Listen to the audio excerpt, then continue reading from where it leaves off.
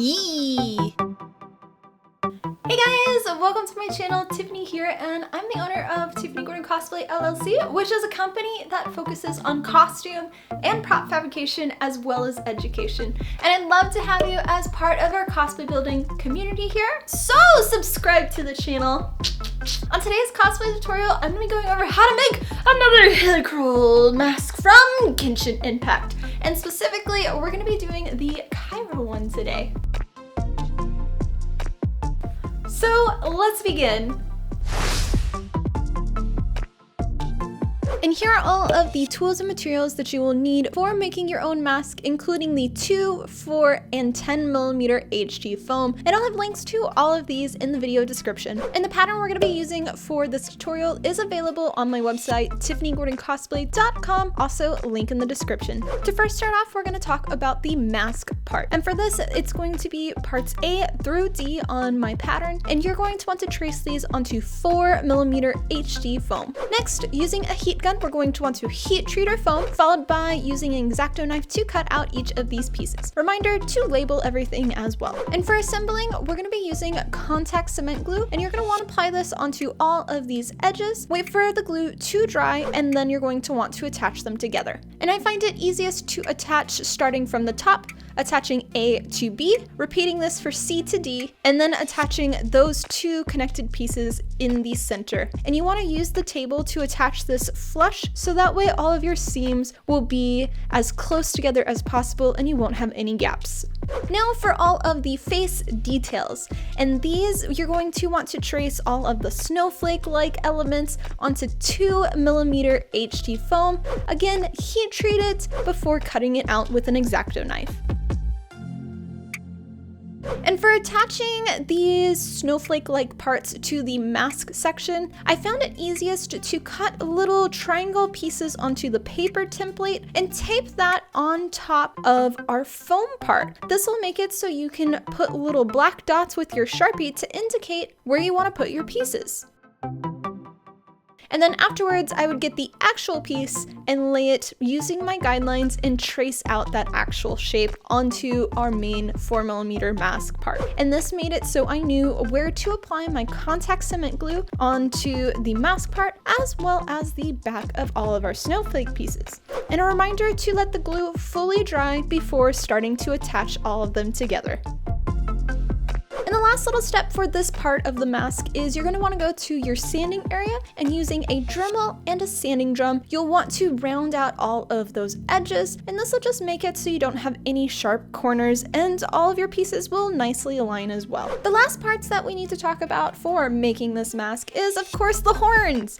And these branch-like pieces, I ended up tracing onto 10mm HG foam, and you'll want to do this twice. Then again, with a heat gun, you're going to want to heat treat this foam before cutting it out. And for me, I used a box cutter to cut this, as this is thicker foam and my X-Acto knife has trouble going through this thickness of foam. So use a box cutter. Now, when I use a box cutter, my lines aren't 100% clean, so I did end up going back to my sanding station and I sanded all of the top part, as well as any of the fuzziness I had on the sides. I was able to clean up with my sanding drum. Now for attaching them, and again, I put my template on top of our already made mask section, and there should be a spot for the left and the right one on this template that you can kind of trace onto the mask part for a guideline. And then onto the back parts of both of your horns, you are going to want to get your box cutter and cut at a slight 45 from the back. I did it about an inch away from the edge, cutting downward at a 45. This will make it when we attach it to the mask using contact cement glue, it'll have a slight angle and isn't just protruding at a weird angle instead.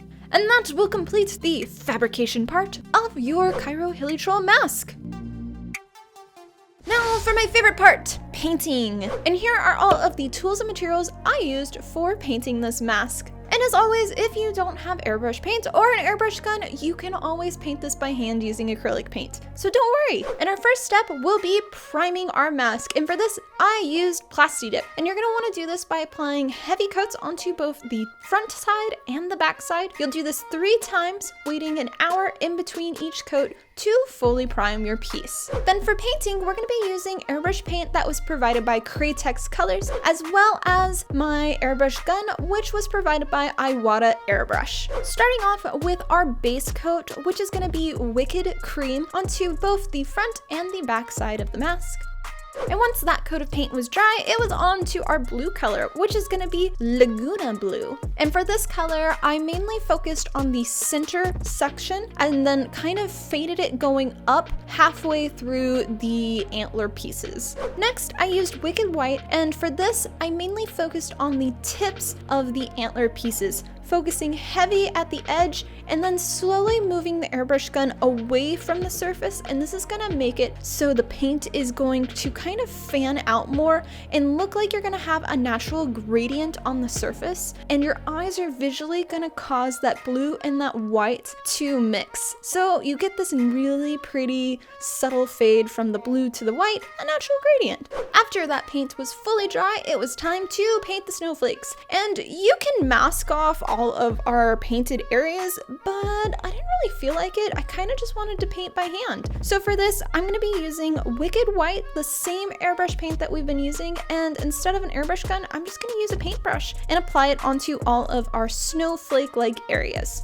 Do be aware that when you hand paint using airbrush paint, you will, specifically for white, have to do multiple layers. And for me, I ended up doing 2 to 3 layers in certain areas just so that way the white paint wasn't transparent. And it's always helpful to have your cat as a supervisor, so make sure you have that critter in the room. The final step for completing your mask is going to be to seal it. And for me, I used Kratex Colors UVLS Satin, applying a nice even coat onto the entire mask, and this will complete it. Congratulations!